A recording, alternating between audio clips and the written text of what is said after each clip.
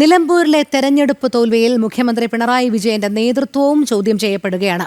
രണ്ടാം തവണ അധികാരത്തിലേറിയ ശേഷം വിവിധ തെരഞ്ഞെടുപ്പുകളിലായി മത്സരിച്ച 26 സീറ്റുകളിൽ 24 എണ്ണത്തിലും LDF പരാജയപ്പെട്ടു. ഭരണവിരുദ്ധ വികാരവും മാസപ്പടി വിവാദവുമെല്ലാം പിണറായി വിജയന്റെ സ്വീകാര്യത ഇല്ലാതാക്കിയെന്ന സൂചനയാണ് ഈ ഫലങ്ങൾ നൽകുന്നത്. കൂടുതൽ വിവരങ്ങളുമായി പ്രജിത് സി മോഹനൻ ചേരുന്നു.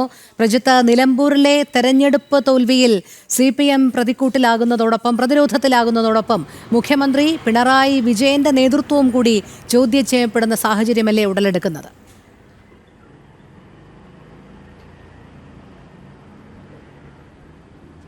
രോഹിണി, അങ്ങനെ തന്നെയാണ്. കാരണം കഴിഞ്ഞ കുറച്ചു കാലമായി, ഏതാണ്ട് 2021 ചരിത്രപരമായിട്ടുള്ള വിജയത്തിന് ശേഷം ഇങ്ങോട്ട് വരുമ്പോഴൊക്കെയുള്ള നേരിട്ട ഉപതെരഞ്ഞെടുപ്പുകളിലും ലോക്സഭാ തെരഞ്ഞെടുപ്പിലുമൊക്കെ CPM ഏറ്റുവാങ്ങിയത് വലിയ തോൽവികളാണ്. ഏതാണ്ട് നമ്മൾ ഈ സീറ്റ് കണക്ക് മാത്രം വെച്ച് നോക്കുകയാണെങ്കിൽ 5 ഉപതെരഞ്ഞെടുപ്പുകളിലും ലോക്സഭാ തെരഞ്ഞെടുപ്പുകളിലുമായി ഏതാണ്ട് 26 സീറ്റുകളിൽ മത്സരിച്ചു. അതിൽ 24 ഇടത്തും CPM-ഉം LDF-ഉം ഒക്കെ പരാജയപ്പെടുന്ന കാഴ്ചയാണ് നമ്മൾ കണ്ടത്. അതിന് പിന്നാലെയാണ് ഇപ്പോൾ ഈ നിലമ്പൂരിൽ വലിയ ഒരു പരാജയം കൂടി CPM ഏറ്റുവാങ്ങേണ്ടി വന്നത്. ഒരുപക്ഷെ ഈ തീവ്രവർഗീയവാദികളെയും ഒക്കെ ശക്തികളെയും ഒക്കെ പ്രീണിപ്പിച്ചുകൊണ്ട് ആ രീതിയിലുള്ള വർഗീയ പ്രചാരണമൊക്കെ നടത്തി വലിയ വോട്ട് ശേഖരിക്കാനുള്ള ശ്രമമൊക്കെ സർക്കാർ നടത്തിയെങ്കിലും ഭരണവിരുദ്ധ വികാരവും മുഖ്യമന്ത്രിക്കെതിരായ ആരോപണങ്ങളും മറ്റ് വിവാദങ്ങളുമെല്ലാം ഈ രീതിയിൽ അത്തരത്തിൽ സർക്കാരിനെ പിന്നോട്ട് അടിച്ചു എന്നുള്ളത് തന്നെയാണ് പറയേണ്ടത്. പഴയ ഇലക്ഷനുകളിലൊക്കെ ആളെ കൂട്ടിയിരുന്ന അല്ലെങ്കിൽ വോട്ട് വലിയ രീതിയിൽ മറച്ചിരുന്ന പിണറായി എന്ന് പറയുന്നവരുടെ സ്റ്റാർ ക്യാമ്പയിനർക്ക് ഇത്തരത്തിൽ വോട്ട് പിടിക്കാൻ കഴിയാത്തൊരു സാഹചര്യത്തിൽ കൂടിയാണ് 2021 ശേഷമുള്ള ഉപതെരഞ്ഞെടുപ്പുകളിലൂടെ കാര്യങ്ങൾ പോകുന്നത് എന്നുള്ളതാണ് ഈ കണക്കുകളൊക്കെ വ്യക്തമാക്കുന്നത്. ഇനി നമ്മൾ ഈ ഉപതെരഞ്ഞെടുപ്പുകളുടെയും ലോക്സഭാ തെരഞ്ഞെടുപ്പുകളുടെയും ഒക്കെ ഒരു ചരിത്രത്തിലേക്ക് വന്നാൽ 2021 ശേഷം ആദ്യം തെരഞ്ഞെടുപ്പ് ഉണ്ടാകുന്നത് തൃക്കാക്കരയിലും പുതുപ്പള്ളിയിലുമായിരുന്നു. UDF-ന്റെ സിറ്റിംഗ് സീറ്റുകൾ എന്ന രീതിയിലും അന്നത്തെ നിയമസഭാ തെരഞ്ഞെടുപ്പുകളുടെ അല്ലെങ്കിൽ ആ ഉപതെരഞ്ഞെടുപ്പുകളുടെ ഒരു പ്രത്യേക സാഹചര്യമൊക്കെ ചൂണ്ടിക്കാട്ടിയായിരുന്നു അന്ന് ഈ തോൽവിയെ ഇടതുപക്ഷം ന്യായീകരിച്ചിരുന്നത്. അതുകൊണ്ട് തന്നെ ആ ഒരു തെരഞ്ഞെടുപ്പ് പരാജയങ്ങൾ മുഖ്യമന്ത്രിയുടെ വലിയ വീഴ്ചകളായി ആ ഘട്ടത്തിൽ വിലയിരുത്തപ്പെടുന്നിരുന്നില്ല. എന്നാൽ പിന്നീട് ലോക്സഭാ തെരഞ്ഞെടുപ്പ് വരുന്നു. 19 സീറ്റുകളിലും LDF തോൽക്കുന്ന സാഹചര്യം ഉണ്ടാകുന്നു. ആലത്തൂരിൽ മാത്രം K രാധാകൃഷ്ണനിലൂടെ വിജയം നേടാൻ കഴിയുന്ന ഒരു സാഹചര്യം ഉണ്ടായി. അതിനുശേഷം വയനാട് ഉപതെരഞ്ഞെടുപ്പ് വരുന്നു. അവിടെയും ദയനീയമായിട്ടുള്ള തോൽവി. പിന്നീട് പാലക്കാട് ഉപതെരഞ്ഞെടുപ്പ്, അതോടൊപ്പം തന്നെയാണ് ഈ പറയുന്ന രീതിയിലുള്ള മറ്റ് ഇലക്ഷനുകളും വരുന്നത്. കാരണം പാലക്കാട് നിയമസഭാ സീറ്റിലും വയനാട് ലോക്സഭാ സീറ്റിലും പരാജയം ഉണ്ടാകുന്നു. പിന്നാലെ വലിയ ചർച്ചകൾ നടക്കുന്നുണ്ടായിരുന്നു. കാരണം ആകെ ആ ഘട്ടത്തിൽ നിലനിർത്താനായത് ചേലക്കരയിലുള്ള സിറ്റിംഗ് സീറ്റ് നിലനിർത്തായി. ഒപ്പം തന്നെ ഈ പറയുന്ന ആലത്തൂരിലെ വിജയവും. ഇവിടെ രണ്ടിടത്തും ഏറ്റവും ചർച്ചയായത് K രാധാകൃഷ്ണൻ എന്ന് പറയുന്ന CPM നേതാവിൻ്റെ വ്യക്തിപ്രഭാവം കൊണ്ട് മാത്രമാണ് അവിടെ CPM-ന് സീറ്റ് നിലനിർത്താനായത് എന്നുള്ള, അല്ലെങ്കിൽ അവിടെ വിജയിക്കാനായത് എന്നുള്ളൊരു ചർച്ചകൾ വളരെ സജീവമായിരുന്നു. മുഖ്യമന്ത്രിക്ക് വലിയ റോളില്ലാത്ത ഒരു പ്രചാരണ കാലമാണ്, അല്ലെങ്കിൽ ഒരു പ്രചാരണ മേഖലയാണ് ആ മണ്ഡലങ്ങൾ എന്നുള്ളതും വലിയ രീതിയിൽ ചർച്ച ചെയ്യപ്പെട്ടാണ്. പിന്നീടാണ് ഇപ്പോൾ നിലമ്പൂരിൽ വരുന്ന വലിയ തോൽവിയും ഉണ്ടാകുന്നത്. ഒരു പക്ഷേ മുഖ്യമന്ത്രി ക്യാമ്പ് ചെയ്ത് അടുത്തിടെ പ്രചാരണം നടത്തിയ ഒരു സ്ഥലമാണ് നിലമ്പൂർ എന്നുള്ളത്.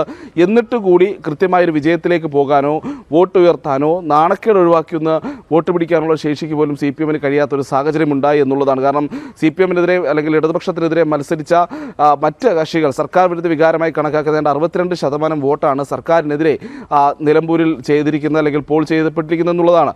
അപ്പോൾ കൃത്യമായ ഭരണവിരുദ്ധ വികാരം ഉണ്ടാകുന്നു. കൃത്യമായ പിണറായി വിരുദ്ധ വികാരം നിലമ്പൂർ മണ്ഡലത്തിൽ മലയടിക്കുന്നു എന്നുള്ളതാണ് ഈ ഘട്ടത്തിൽ വിലയിരുത്തപ്പെടുന്നത്. കഴിഞ്ഞ ദിവസങ്ങളിൽ നമ്മൾ അത്തരത്തിലുള്ള ഈ സർക്കാർ വിരുദ്ധ വികാരം എത്രത്തോളം ഈ മണ്ഡലങ്ങളിലെല്ലാം ഉണ്ട് എന്നുള്ളതിൻ്റെ കണക്കുകൾ അനുസരിച്ച്, പ്രത്യേകിച്ച് സർക്കാർ ഉദ്യോഗസ്ഥരുടെ പോസ്റ്റൽ വോട്ടുകളിൽ പോലും 62% മുകളിൽ സർക്കാർ വിരുദ്ധ വോട്ടുകളാണ് എന്നുള്ളത് കൃത്യമായ കണക്കുകൾ സഹിതം നമ്മൾ കാണിച്ചതാണ്. ആ സമാനമായ സാഹചര്യം തന്നെയാണ് നിലമ്പൂരിൽ മൊത്തത്തിൽ ഉണ്ടായിരിക്കുന്നത്. അപ്പോൾ കഴിഞ്ഞ കുറേ നാളുകളായി ഏതാണ്ട് ഈ പറയുന്ന 5 ഉപതെരഞ്ഞെടുപ്പുകൾ ഉണ്ടാകുന്നു. അതിനൊപ്പം തന്നെ ലോക്സഭാ തെരഞ്ഞെടുപ്പ് വരുന്നു.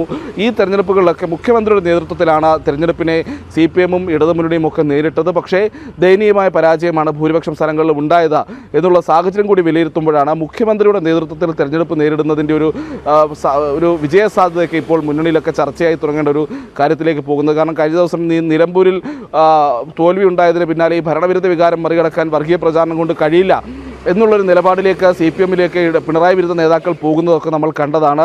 ആ രീതിയിലുള്ള ക്യാമ്പയിനുകൾ തുടർന്നുകൊണ്ട് ഇരുന്നാൽ വിജയിക്കാൻ കഴിയാത്തൊരു സാഹചര്യം ഉണ്ടാകും. പ്രത്യേകിച്ച് തദ്ദേശ തെരഞ്ഞെടുപ്പിലും നിയമസഭാ തെരഞ്ഞെടുപ്പിലും ഒക്കെ വരുമ്പോൾ ഈ ഭരണവിരുദ്ധ വികാരം കൂടുതൽ ശക്തമായി അലയടിക്കാനുള്ള സാഹചര്യം നിലനിൽക്കുന്നു എന്നുള്ള കാര്യവും ഈ CPM-ലെ തന്നെ ഒരു ഭാഗം നേതാക്കൾ ചൂണ്ടിക്കാട്ടുന്നുണ്ട്. അപ്പോൾ മുഖ്യമന്ത്രിയാണ് സ്റ്റാർ ക്യാമ്പയിനറെങ്കിൽ ഈ സമാനമായി ഇതുവരെ ഉണ്ടായിട്ടുള്ള ഇലക്ഷനുകളിൽ അല്ലെങ്കിൽ തെരഞ്ഞെടുപ്പുകളിൽ ഉണ്ടായ തിരിച്ചടിക്കുള്ള സാഹചര്യവും അവിടെ ഉണ്ടാകില്ലേ എന്നുള്ളത് കൂടി ഈ നേതാക്കൾ നേതാക്കളുടെ ഒരു പക്ഷമാണ്. പക്ഷേ നേരത്തെ പറഞ്ഞതുപോലെ ഈ കഴിഞ്ഞ പാർട്ടി കോൺഗ്രസിന് ശേഷം പാർട്ടിയിൽ മുഖ്യമന്ത്രി കൂടുതൽ ശക്തനായ സാഹചര്യത്തിൽ ഇത്തരം എതിരഭിപ്രായങ്ങൾ ഇപ്പോൾ അങ്ങനെ നേതാക്കൾ പരസ്യമായി പറയാത്തൊരു സാഹചര്യം കൂടിയുണ്ട്.